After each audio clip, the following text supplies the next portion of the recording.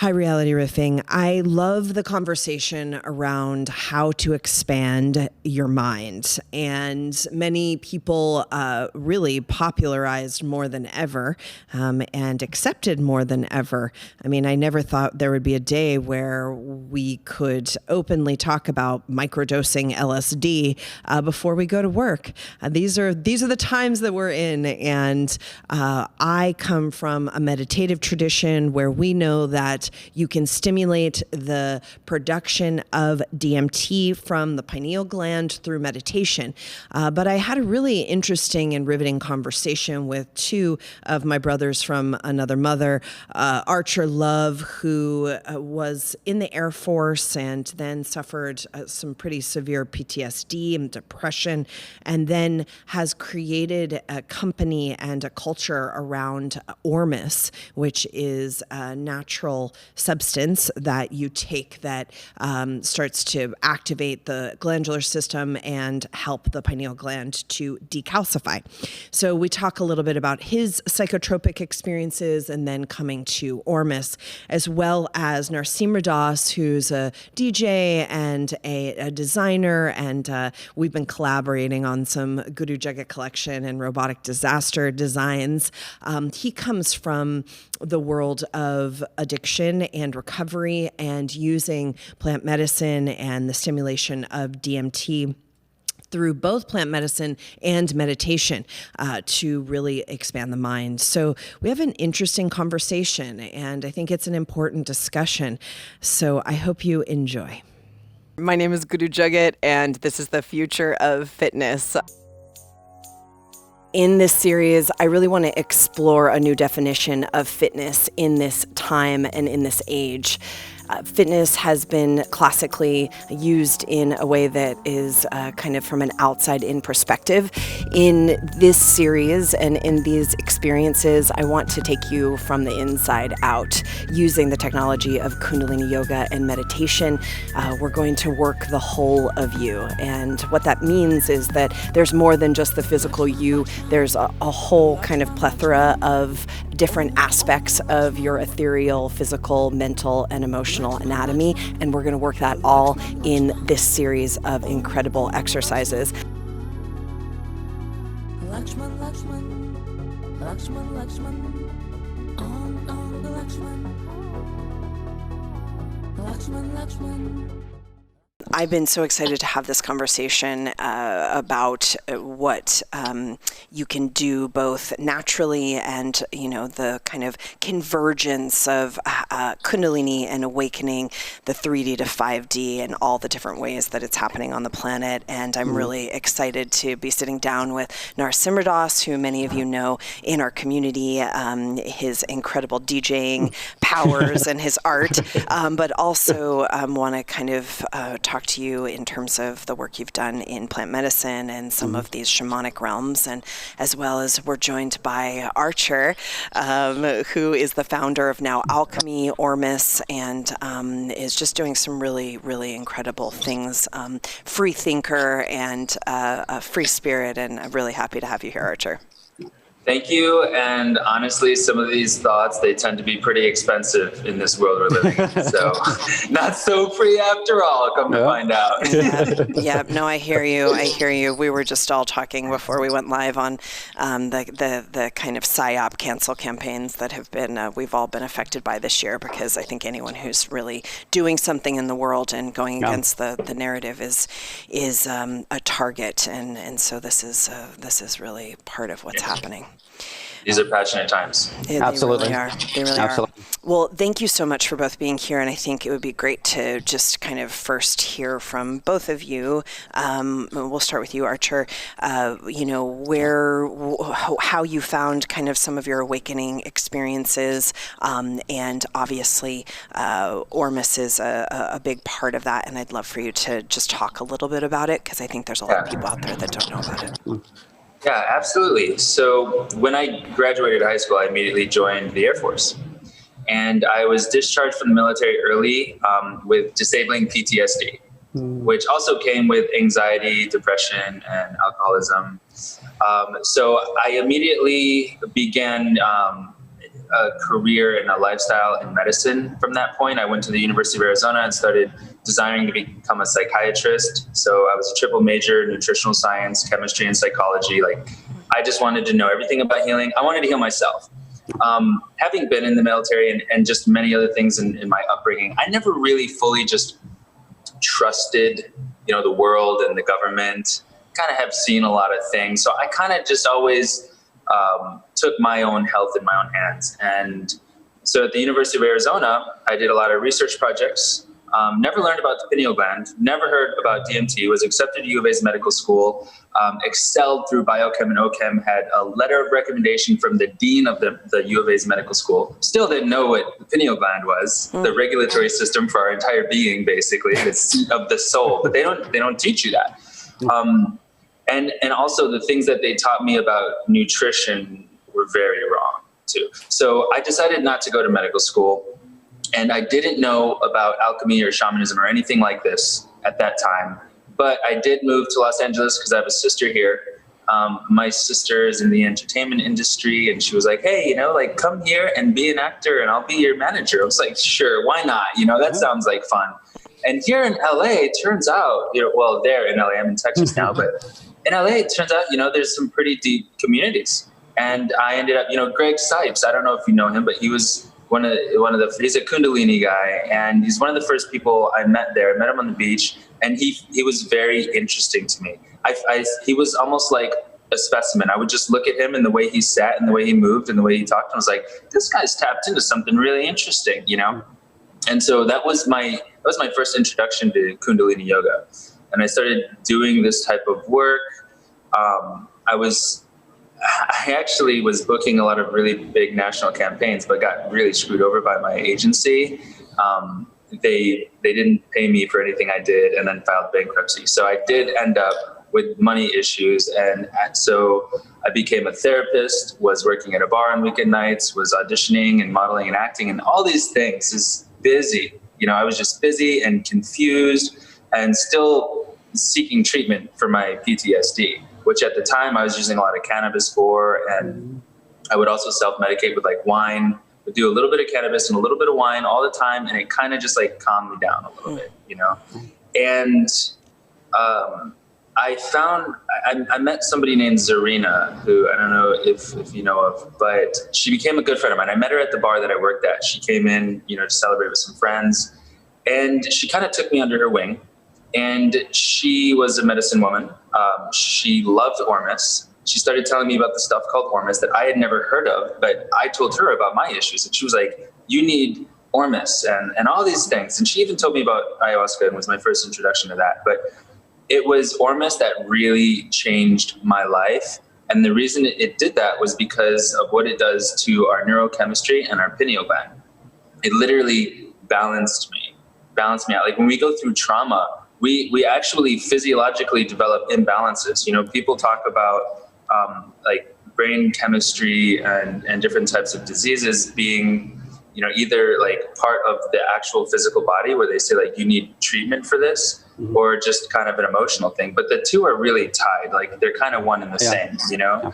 And so when we do things like Ormus that work vibrationally, that have, my Ormus anyway, has actual gold in it. And this gold has these superconductive magical powers, and for centuries and beyond, it has been used to heal people of dementia and Alzheimer's and all these things that they say, oh, this is just part of the body, this is never going to be fixed. But like gold has this consciousness, it comes into our body, balances our brain hemispheres, decalcifies the pineal gland, and does all these amazing things. So when I started using the gold, I went through a 40-day eating fast. And prior to that, I was like addicted to carbs. I couldn't go a day without eating, and I didn't eat any solid food for 40 days. I felt peaceful. I was having extremely colorful, lucid dreams, experiences of telepathy, where I would communicate with a person. My first experiences with telepathy were if I communicated with a person and I would ask them a question, or even think to ask them a question, the answer would immediately come to me before they even said anything. So it was really, stuff like that. I'm sure you've experienced things like that. And so come to find out, this is all very related to the DMT molecule, which I'm sure we'll all kind of have our own definitions for and explanation of what that is. And I look forward to talking more about that. But yeah, that's how I discovered Ormus. And this is how Ormus, I don't use cannabis. I don't want to use cannabis. I don't drink alcohol. I don't want to. It's like, yeah. I don't eat carbs. I literally don't eat carbs. Like, I have no desire for any mood altering substance anymore. And just to say that Ormus is a non-psychotropic. Yes, absolutely. Ormus is a completely mineral-based substance. Yeah. Which is fascinating because I only took it one time, years ago. I think it was your Ormus actually, and I mean, because I'm so sensitive, I felt like I was on psychotropics. No. It's really powerful. I think somebody told me that. I think maybe you said that to a friend who told me. Yeah. I was like, whoa, did I just what just happened? Yes. Okay. Well, thank you. And thank you for explaining. And I look forward to kind of diving into some of the things that you mentioned. Narasimha Dass, would love for you to just introduce everyone to kind of your world in this genre. Sure. So I have some parallels with Archer in an interesting way. So right out of high school, I was actually still in high school. I didn't join the military. I joined a gang. So very similar. And that was sort of the road that I went down for 15 years almost. The drugs, the alcohol, the violence, all that stuff.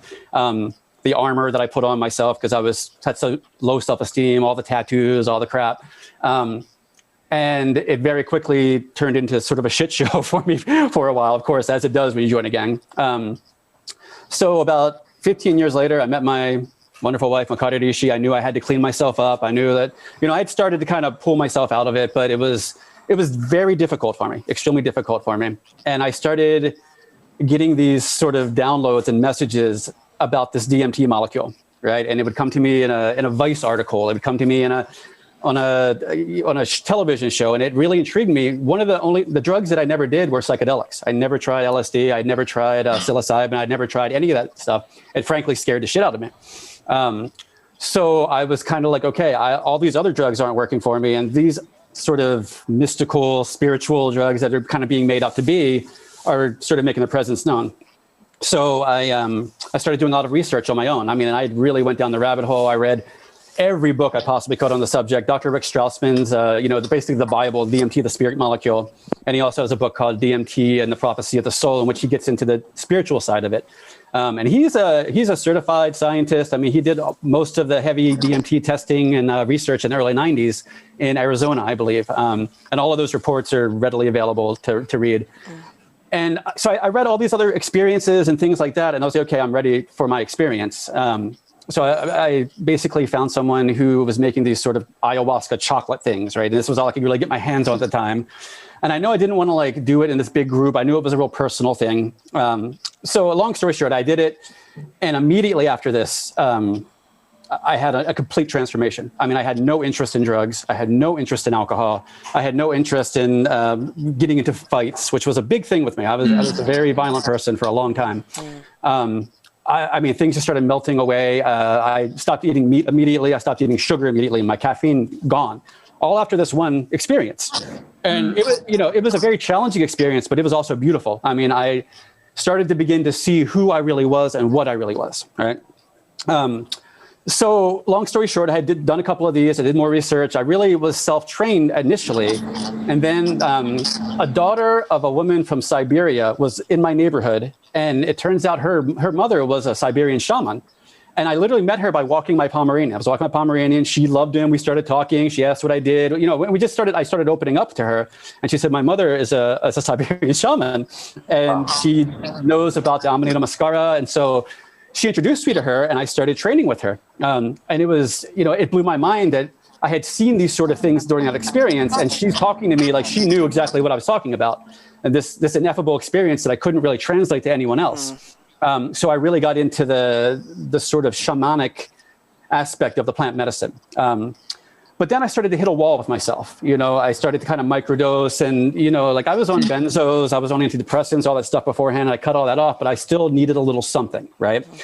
So I started microdosing psilocybin, and it worked great for a little while. For a couple of weeks, I was like, okay, this is it. But then I started realizing this is just another drug that I'm taking. I'm replacing one with the other, and that's the opposite of what I want. I want to not have it connected to any outside substance. Synchronistically, as soon as I had that thought, I came across this book called Questions for the Lion Tamer by John Chavez. And it's all about producing DMT endogenously from inside your own body, and I didn't really know about the pineal gland. I didn't know that we made DMT in our bodies. I didn't know any of that stuff. So I went down the rabbit hole again. And in that book, there are a series of exercises that he put together to help you to raise your DMT, to raise your Kundalini, but he wasn't using those terms at all. It was very mechanical, very nuts and bolts, which I loved because I have a little bit of a scientific mind and I wasn't quite ready for the esoteric part of it, So I started doing these meditations with Makari Rishi, my wife. She was actually really sick at the time, going through a surgery and that sort of thing. So I was doing this to help her with healing and like energy work and stuff like that. And again, I was just throwing everything at the wall to see what was sticking at the time.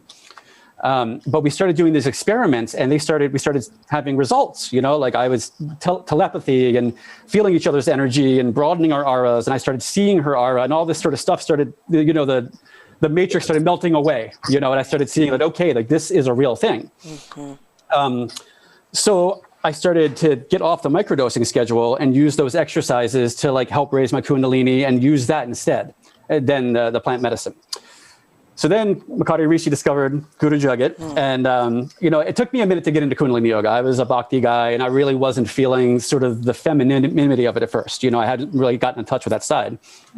But I heard Guru Jagat was on the TV and she was talking, the final tighten your mula bandha, work the energy up, tip of the tongue, roof of the mouth, roll your eyes up. That's exactly what he writes in the book. Right. Tighten your rectum and your anus, move the energy up, tip of the tongue, roof of the mouth, roll your eyes up. And I was like, that's exactly, okay, cool. So I sat right down and I did the next class. And after that first Kundalini class, which I struggled through, it was tough for me. I realized that I didn't need to microdose anymore. I was like, okay, so this is it. This is the system, right? And then it didn't hurt that I actually gelled with what Guru Jagat was talking about during her lectures, and I was like, okay, like she's one of us. I get this, cool. Sat down and that was it. So now what I do with our clients, we work with the plants, but we're extremely selective. We do it one-on-one, and it's for people who I think really need that foot up their ass to kind of see what's happening so then they can move on, right? And that's what I needed. I would have never tried Kundalini Yoga if it weren't for the plants, like straight up, absolutely not. Right. I needed to see that other side. And some people do. And I don't think plant medicine is for everyone. I'm really super against these group ayahuasca things that are going on. Like, I think it's just a cash grab. And it hurts my soul to see people reaching out for help and getting a cash grab instead and being left with all this extra baggage that came along with their journey because they weren't able to integrate it properly.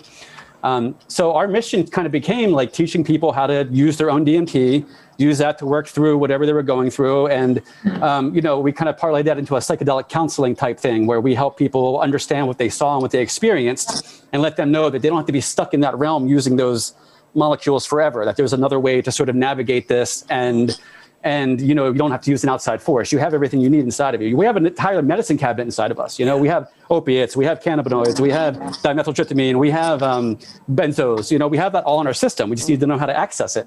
And Kundalini Yoga, of course, is one of the greatest systems for that, in my opinion. Amazing. Cool. I love hearing, I love hearing all of this. And I mean, I think, I don't know if you know this, Archer, but certainly, I've had to, we've kind of learned around here where we used to have more, I think hardened opinions about the ayahuasca crowd, and especially how the culture was kind of moving. The pop culture was moving a lot of these kind of plant medicine spaces. But something that Narasimha Dass and I have talked a lot about is that we're getting now a lot of people who maybe have tried some sort of experience of either healing their trauma or doing something that now is very readily available, and they're now trying to figure out what can I do to maintain it or actually create the change beyond what that that situation was. And the other thing that's kind of odd is that I have so many people come to me and say that in their ayahuasca journey, I came to them and told them they had to try Kundalini Yoga. Yeah. Straight up, wow.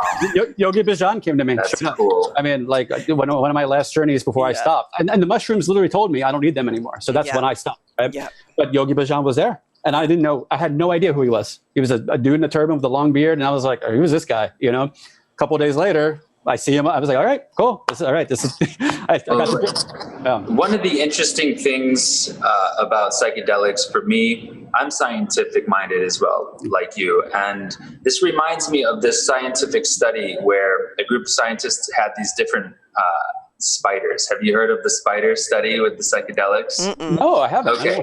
So there was a spider study, and they measured the webbing ability of the spiders on different types of chemicals and, well, drugs essentially. So they had psilocybin, and they had acid, they had nicotine. They actually used the molecule, the active molecule of cocaine, and they had alcohol as well. And they measured how these different chemicals affected the spider's ability to spin their webs.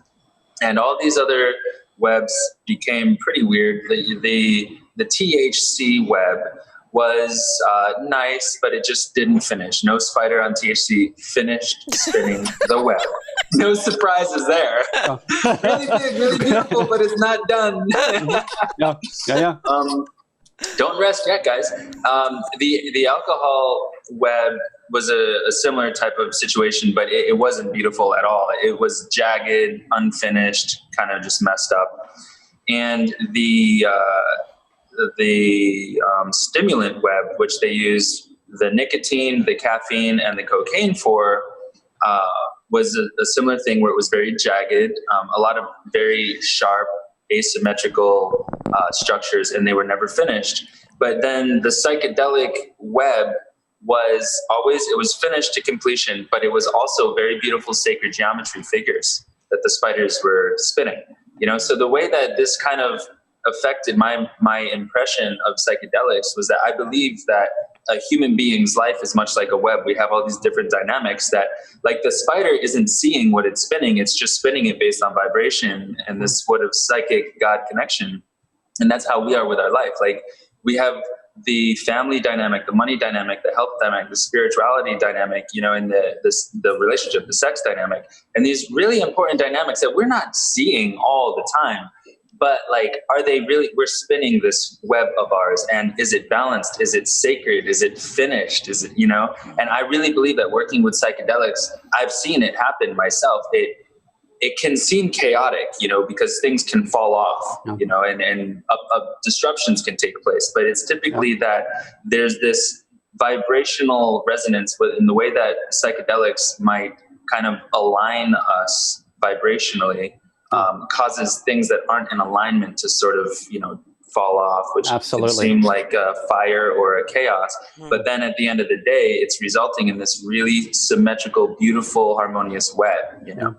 And I think, you know, when you're microdosing and you're also doing the important work, like what Guru Jagat is offering, and like what you're offering as well, this breath work and Kundalini and yoga and postures and things, then that microdosing, I think it has an opportunity to really ground itself into something. Yes. But a lot of people don't know about that work, you know? Yeah, I mean, and that's the most important part. I can't tell you how many people, and I mean, a lot of people, and I'm sure you guys have both experienced this, come and they think that it's a quick fix. It's a shortcut. It's something that you're going to take once and you're going to be a Buddha or a Krishna or, you know, a Guru Ram Dass. There's so much work involved after the initial journey. There's so much integration. And I mean, it's difficult and it's scary. And I don't think it's an easy path at all. You know, when you really genuinely see what's going on around you all the time, and you get into that third person perspective, which the psychedelics can help you to get to if used responsibly, there's a lot to see, and there's a lot of darkness to see, and navigating that darkness becomes almost a lifestyle, because you can see it clearly in yourself and other people in the world. And oftentimes other people are like, well, what the fuck are you talking about? Like, that's, you know. And then you have to learn how to, like, ask for permission to give advice and things. And there's this whole new way of communicating. It's a whole thing. Yeah. For sure. Yeah. What do you guys think about, I mean, because in my world, I get a lot of refugees of people who are super fucked up from their plant medicine, who didn't have the nervous system to handle it, who had some sort of possession, who are trying to, basically pull themselves back from demonic realms and things that they had no business kind of entering in the first place. I mean, what's your, this is part of the reason why besides my yogic vows and everything else, but I deal with these people like on the daily, and it's gotten worse and worse and worse as we've moved into more of the ayahuasca and these other things being kind of just a normal thing that people do on the weekends and all that kind of stuff. The way I see it is that, like, an athlete, like an Olympic athlete, they can eat a lot of food, and a lot of foods like eggs and things that a lot of people they don't need. And if they do eat them, it will become toxic to the body, because the body doesn't need all the cholesterol to make all the hormones to heal the body, and it doesn't need all the fats and things. It's not going to use it. So it just becomes sick to the body. And I think that when people are doing this type of shamanic work, well, I wouldn't call it shamanic work, actually, just this plant medicine work. And they're doing it in excess, and they're not doing the meditative or the psychology or the kundalini and the yoga work that they need to do to put, like we said earlier, to integrate that medicine experience. It just it ungrounds them. It literally, it pulls them out of the dimension, like uprooting them. And it spins them out almost like a tornado, and then they don't know how to ground back in or what to make of it. Like I had my degree in psychology before ever experiencing ayahuasca. So when I was having mental experiences, I even with myself knew how to observe them and to make sense of them. But people without that background, and here's the issue, really the big issue is that a lot of people think, oh well, if I sit with a shaman in Peru, then I'm going to have the best experience, or if I sit with this shaman, that shaman. People don't realize that serving somebody, essentially what is a drug, because drug and medicine are synonyms of each other. Serving somebody a plant of some sort doesn't make you an enlightened being. It doesn't mean you yourself aren't carrying demons that somebody else is going to pick up. Absolutely. So it's a lot of that. Absolutely. So from my perspective, we actually do a lot of psychedelic counseling with people who have had horrible experiences. Yeah. And I agree with Archer. I mean, totally, that it uproots you, it pulls you out of your skin. If your nervous system is not prepared, if you're doing it in a party setting, if you're doing it in a group setting, like ayahuasca circles are ridiculous. You have 20 people and all of their energy, all of their crown chakras are open, and they're all intermingling. How are you going to get any healing with that? The shamans in South America, the reason why they would do it in a group is because when they were 13, 14, 15, they had their vision quest, right? They know who they are. So then they're all connected. They sit down in a group and they figure out where they're going to go hunting, when they're going to go build their villages. They're not healing, they're doing actual work in there. And that's completely different than when you get a bunch of, Westerners that go down there and think they're going to have a healing experience. And then, it's over. They can't even talk to the shaman. And they're sent home with all of this extra stuff that it isn't even theirs most of the time, right? Yeah. And then you have the kids that sort of just do it on their own, go to a rave, go to a club, go to Echo Park and drink ayahuasca, whatever it is. And there's no follow-up. But more importantly, there's no preparation. When we figure out that someone might be a good candidate, I mean, we do a 2 or 3 day preparation. We require them to fast for a week. No sex, no masturbation. I mean, all that stuff. You need all of your energy. Your nervous system needs to be tight to be able to handle what you're going to experience. And a lot of people can't, and they see crazy stuff, and they see demons, and they've been raped and all this crazy, and they bring it back to this world, and they're like, "Did that really happen? It happens all the time." So we just kind of listen to them, try to get them rooted back into the ground.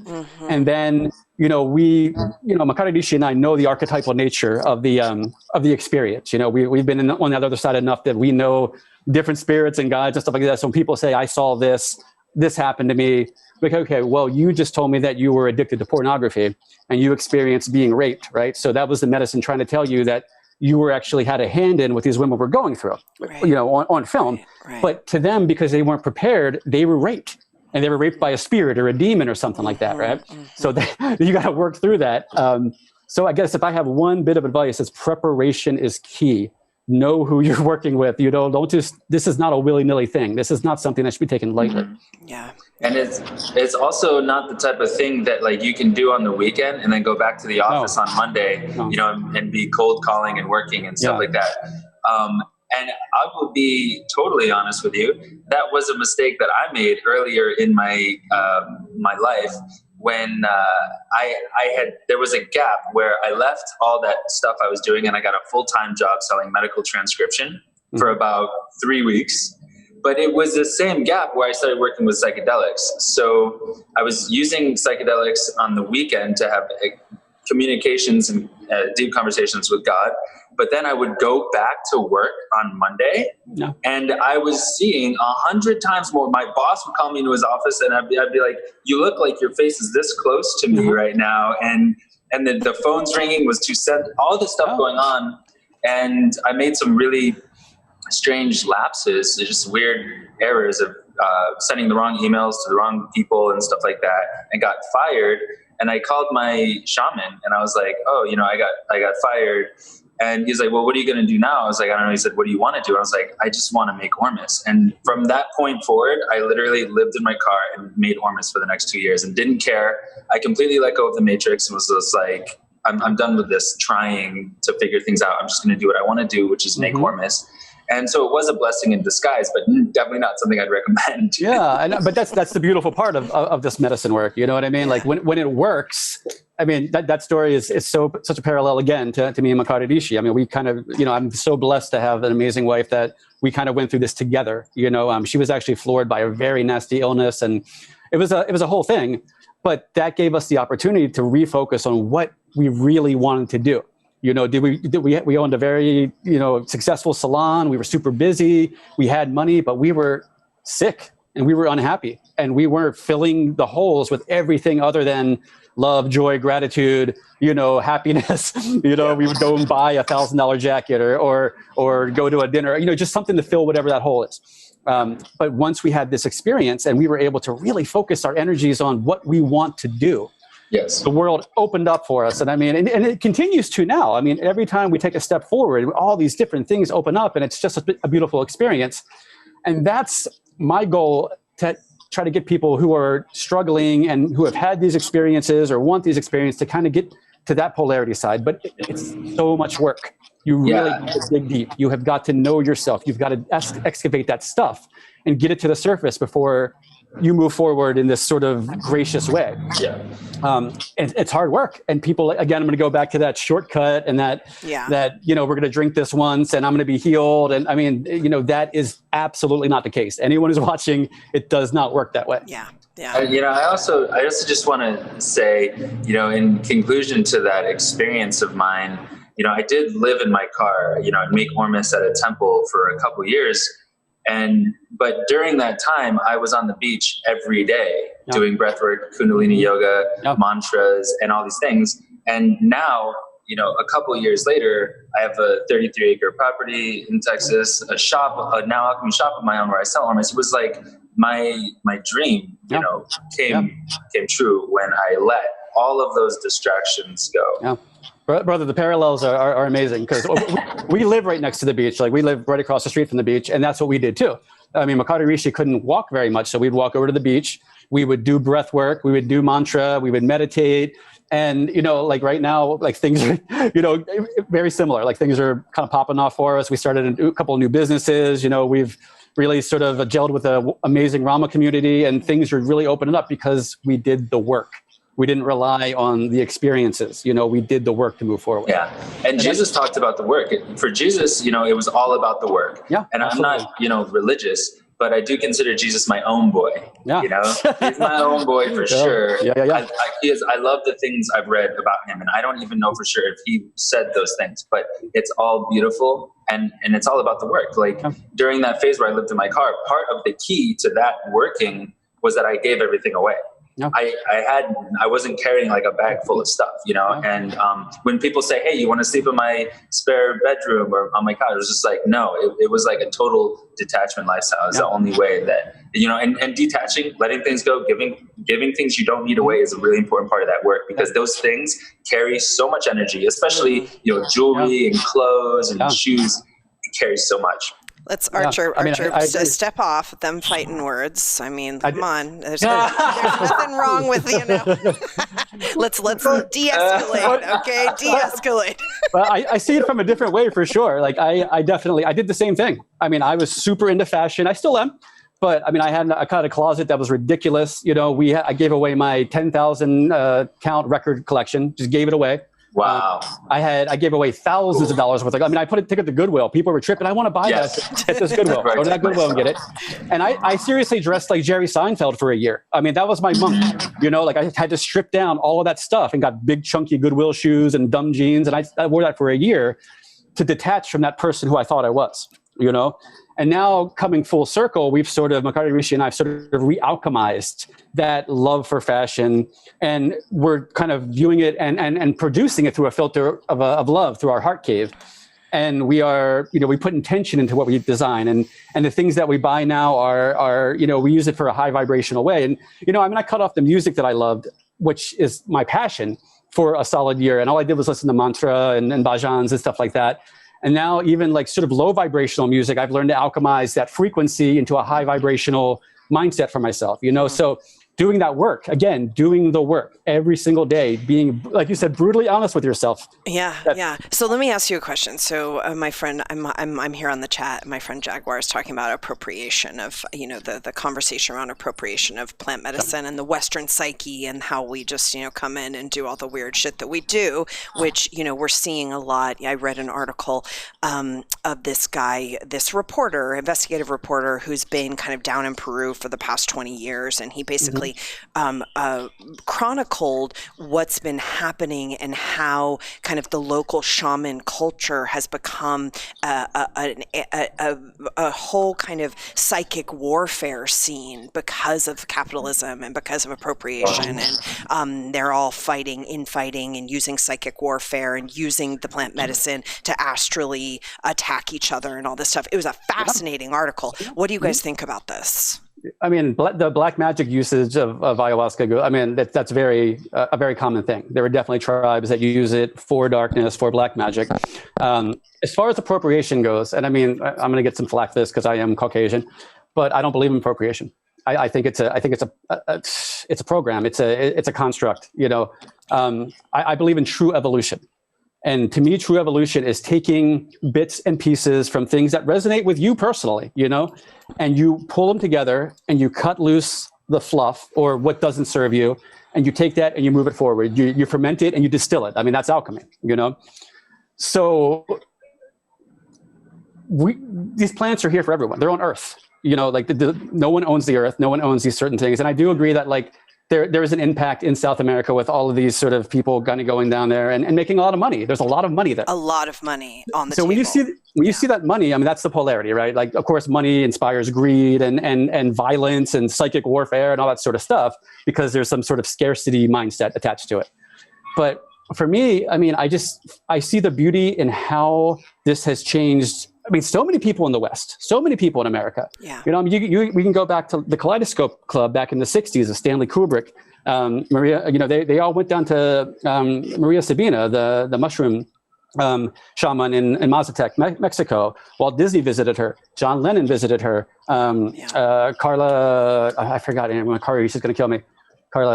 Wendy Carlos, who did all of the soundtracks for Walt Disney and Stanley Kubrick and used a high vibrational frequency to connect with people's psyche. This is all documented. They all went and visited this woman way back then. And look at all the beautiful things that came out of that, right? Yeah. So, appropriation is just, it's a trip. It's nothing, it doesn't mean anything to me because I feel the same way. I feel the same way about pretty much all these concepts. Yeah. These words, that I feel like you said, they're programs of the Matrix, and they're not based in reality. They're based in illusion. It's kind of like the nightmare realm versus what's really, really happening. And one of the things DMT has shown me, or that I have learned under different DMT experiences, is that everything is energy, like at the end of the day, period. Mm-hmm. And for everything there is that which is not.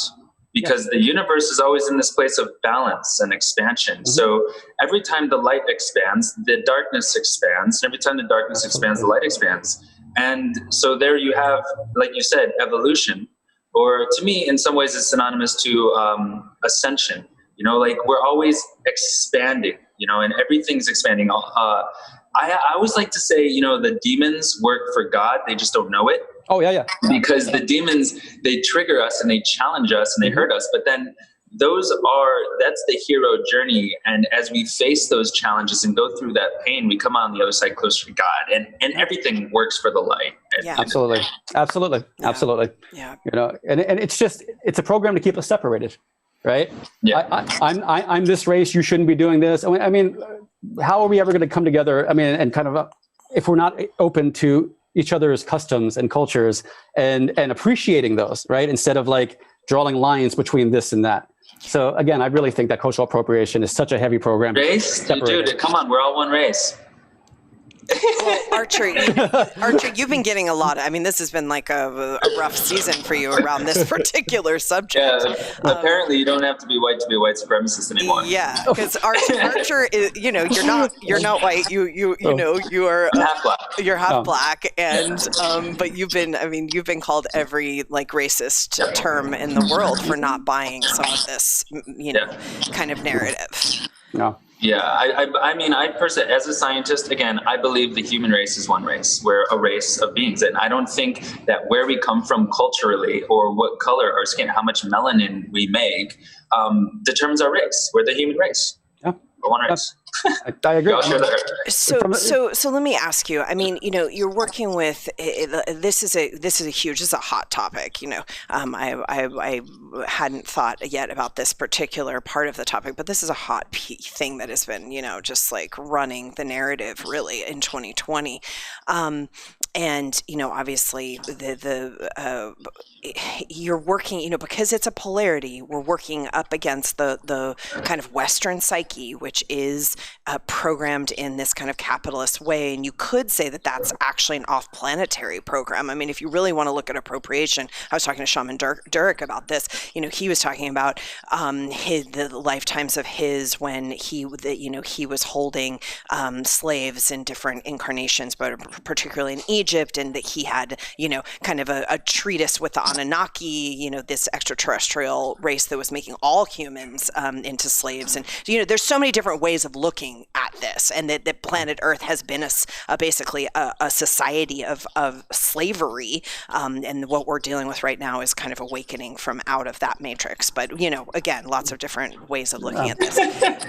But, you know, I do think that, you know, there's all these, you know, you're working against these polarities because obviously the white and Western capitalist kind of psyche has come into something that, you know, there's also researchers that are saying that, and I happen to like these people, they're saying that ayahuasca actually has not been a native plant medicine that was used in the Amazon before a certain date, and that all that narrative is actually a psychological operation. What do you think about that?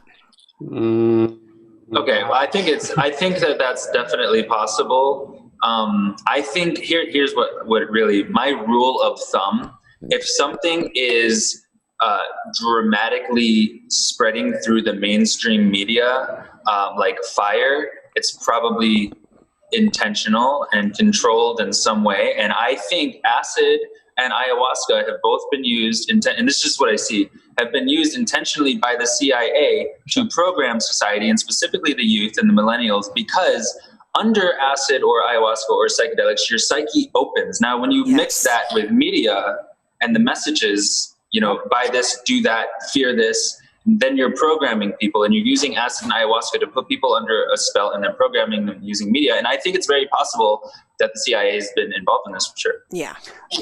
I mean, of course, it's definitely a thing. I mean, we know that they've used LSD in the past. They weaponized it.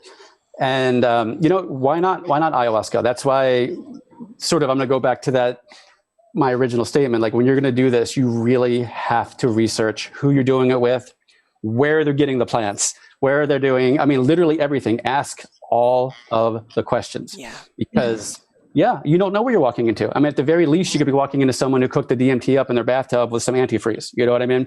Which, what good is that? It's a chemical. It's not a natural sub thing, and you're not going to get that natural Did sort they of. do that? Does that happen? Oh yeah, absolutely. Wow. So we stay away from any synthesized chemicals. Period. You know, we don't even. You know, we work with cannabis. Sometimes we get it from the person who we go into their garden and we get, you know what I mean? Like there's nothing sprayed in it. There's nothing. I'm the same way with Now Alchemy. You know, I get my hemp from a Native American tribe who grows it on sacred land and puts ormus in the soil and things. Yeah. Oh, amazing. That's amazing. But it's really important to understand where those things are coming from and not just drink or smoke or take whatever's put in front of you. Because there is a potential for an abuse of all kinds, you know, and not just like a crazy CIA psyops, but I mean, straight up, you know, like a sexual abuse, mental, you know, all that kind of stuff happens and has happened, you know, in shamanic circles and that sort of thing. So, I mean, I think this is a very personal thing. I think it's something you should do, you know, kind of on your own or one-on-one with someone who you trust. I think the whole group thing is nonsense. It's a cash grab. And, you know, really, really investigate where your stuff's coming from. This is going to change your life in one way or another. You're going to see something that you can't unsee. And if it's mixed up with all kinds of synthetic chemicals and stuff, it's not going to be a beneficial experience. Yeah, I agree. And I also wanted to respond to something you said, Guru Jagat. You mentioned the Anunnaki and the slave race and all of this stuff. And it's quite possible, you know, that the Anunnaki were controlling humans to mine gold. And I just want to say that the day that we turn around and we start eating the gold ourselves is the day that we transcend all of that energy. Yeah, I feel that for sure. Mm-hmm. Major. Take the gold. Take the gold.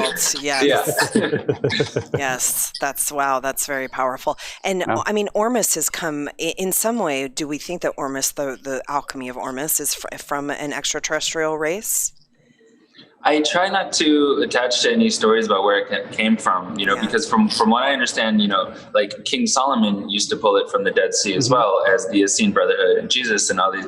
But then the Anunnaki also probably used it to space travel, right? Through as you know, we're to astral dimensionally travel, basically, through the astral plane.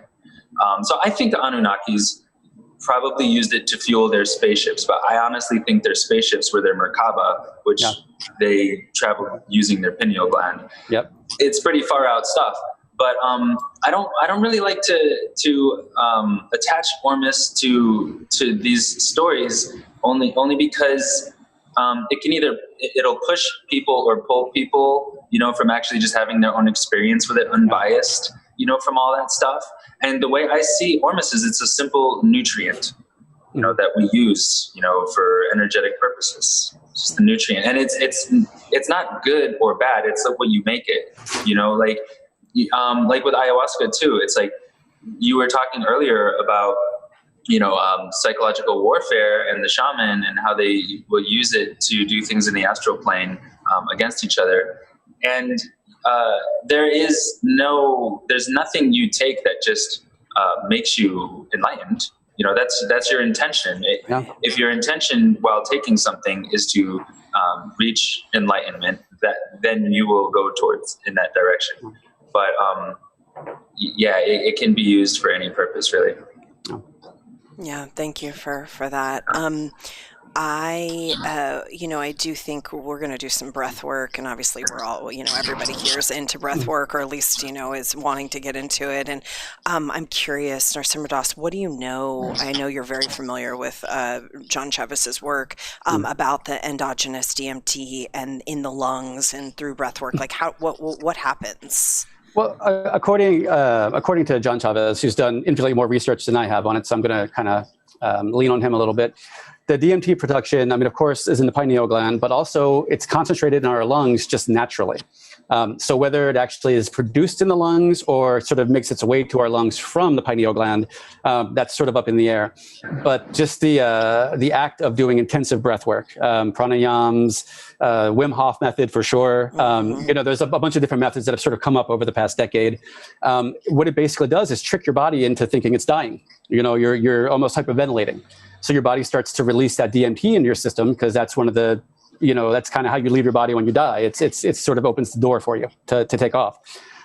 So once it starts getting activated through that trickery almost of a near-death experience, that's when you get that. And sometimes it's a very small dose, and you sort of just see the world a little more clearly. And sometimes you can totally leave your body from it, and everywhere in between. Yeah. And it also depends on kind of where you are in your practice, and how much you give to it, and how much you can sort of meditate while you're doing it. But yeah, I mean, it's a real, it's definitely there. It's definitely in your lungs, and it definitely gets activated through a pranayama or a breathwork session for sure. So you could say in some way, I mean, just making a cognitive leap here, but even some of the attack on our breathing that's happened in the past year could ultimately be, trying to keep people kind of in this cognitive dissonance of pineal gland calcification, or however you want to call it.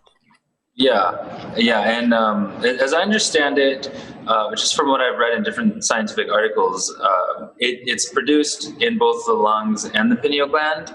So anytime we stimulate the endocrine system or that organ, the lungs, we stimulate the release of it. And so like darkness stimulates the pineal gland, and breathing or hyperventilating stimulates the lung, which is where this release comes from. So I really look forward to our breathwork. I can't wait to do that with you guys.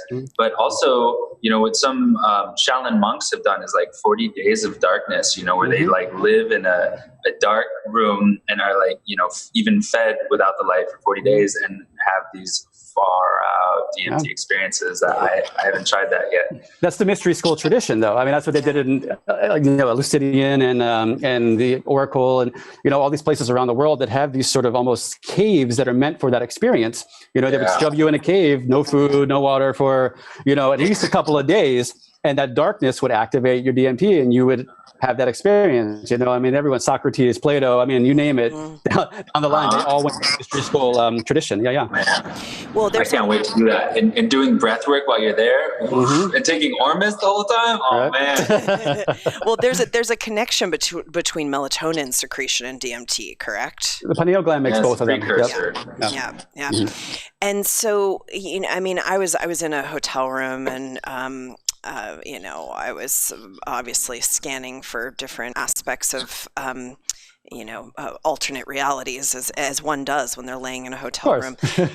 And I just had this, like, because we had been on a road trip, and every single hotel room I was in, but particularly a couple that had happened, in a row, had like these fucking flashing lights and stuff that were on the side, probably something to do with some emergency system or whatever, or the lights on the alarm, or the lights on the, just like kind of a light pollution. And I do feel like there is an agenda to basically pollute people out of this, kind of this pure darkness that gives. I mean, let's talk about the fluoride in the water. Yeah.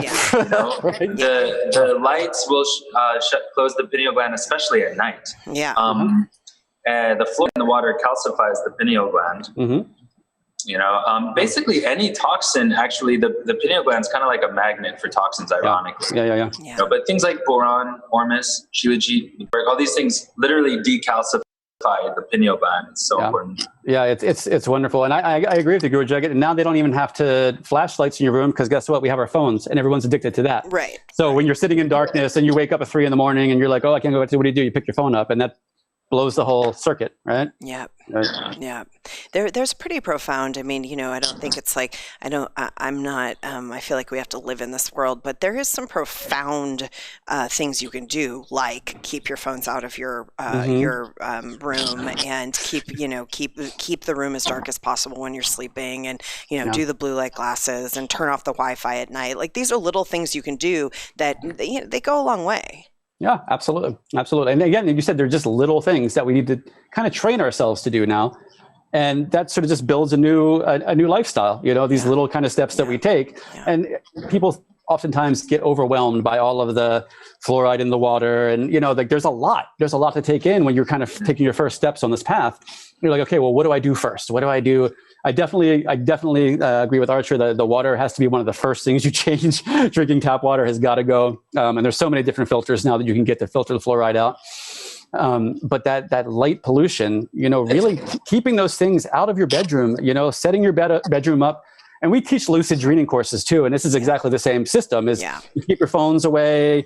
You orient your bed into facing a certain direction, all that sort of thing. So you can have that release of DMT when you're sleeping and actually use it while you're dreaming, which is a different subject, but sort of ties into what we were talking about. I love it though. I love the lucid dreaming. Archer, you're going to say something? Yeah, I was. The water, it is extremely important. And the two ways that I know of that we can remove fluoride from the water are a reverse osmosis filter and an activated alumina filter. And I think those are the only two ways to do it. So like Brita, for example, is not going to do anything except make people feel better. No. But with the reverse osmosis filter, it's really important that people remineralize the water. Yeah. And the Ormus is an amazing way to remineralize the water. And these natural minerals also make the water alkaline, just like river water. But if you really want, for anybody watching this, to really get the best water, the water should be alive and coming from a spring or a river. Mm-hmm. And, just like stale, water that's not moving goes bad. It's the same way, if the water's sitting in a jug. So sometimes people have a jug, like a 5-gallon jug, and they just put their crystals in or whatever, and they think, oh, the water is, great because the crystals are in it. But the water actually needs to move in order for the molecules to stay harmonious. And so if you get, like a magnetic stir rod, you literally will keep your water vortexing just like when it was in the spring and in the river. And when you put the Ormus in there, the crystals, and then you have the magnetic stir rod and it's like natural spring water, then you're drinking the best water. Interesting. I had never, I have not thought about a magnetic stir rod. And remember, we're 70% water, right? So if we're not moving, we get stagnant too. Yeah. So having living water and also, that moving yourself as well, getting that water kind of going in your body. I mean, that's all connected, Well, I was interviewing this guy, Emery Smith, and he, he's a scientist, and he was talking about how we have the technology to easily clean all the water on planet Earth. Yeah, of course. And they're basically there's a huge agenda to make us feel like there isn't, there's not enough and this, that, and other thing. And so it keeps us in the scarcity and in the fear kind of frequency. But I thought that was fascinating. He was talking Earth is in such great shape. Earth is extremely abundant. Yeah. It's only because people are crammed in cities living on top of each other that they think the world is overpopulated. Yeah. It's not overpopulated. Yeah, exactly. There's enough space on Earth for everybody to have an acre to their own family and do all their own gardening and farming. And climate change happens it's a cycle, every 5,000 years, Greg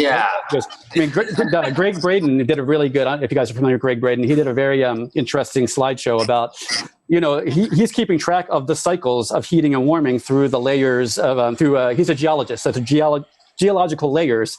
He can tell when the Earth is heated up and cooled and look at the data available back through however long he can.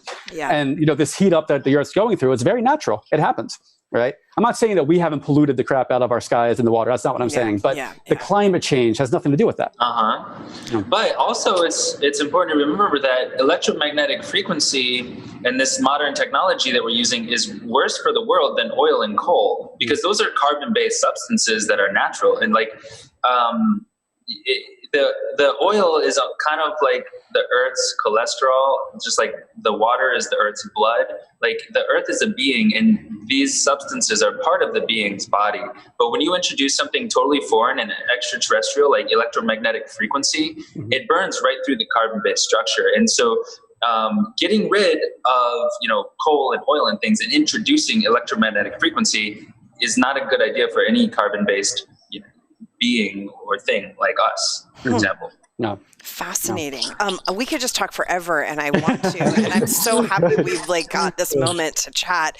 I'm sure the chat's going off about that. But we have a couple of moments, Archer, before we have to go to Moscow to celebrate 2021 with our Rama family in Moscow. Do you want to just take us through 2-3 minutes of this breath work? Yeah, absolutely. So when I want a quick release from the tension from the body, from the world, one of the most effective exercises that I do is this breath where I do 100 breath of fire through my nose. It's all through my nose. and I just do in and out, pumping through the diaphragm. So rather than focusing on inhaling through the nose, I just focus on pumping out through my diaphragm, and then the inhale just happens naturally. So I just pump, pump, pump, pump out of my nose 100 times. So it's probably about half a minute. And then after that last 100th breath, I hold an empty breath for as long as I can, which is typically, about a minute or so. And then I do an inhale through my nose for 30 seconds, hold it for a second, and then exhale for 30 seconds. So it's like a 3-minute activity, and it releases DMT, and it's a beautiful experience. You guys want to do that? Yeah, Absolutely. perfect. Okay. So we'll start with just a couple nice inhales, and then I'll go in.